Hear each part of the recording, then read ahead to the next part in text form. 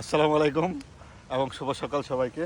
আমরা এখন বাজে 8:40 বা 50 এরকম হবে। তো দেখতে পাচ্ছেন আমরা আজকে সকালে চলে আসছি এখানকার নাস্তা করার জন্য। বরাবরের মতোই এটা বিফ রাইস, আর আমাদের এই যে এখানে বসলাম আর কি, দেখেন। আর এটা হচ্ছে রেড বুল, আপনারা অন্য কিছু ভাববেন না, আমার লাস্ট ভিডিওতে অনেকে অনেক কিছু ভাবছে, ঠিক আছে।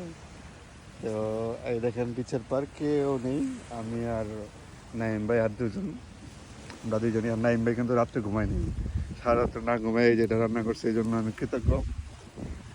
আর এই দেখেন এই পাশে টাইটান বিচ, ওই পাশে পাটন বিচ, ওই পাশে কালিম বিচ, আর আমরা আছি টাইটান বিচে।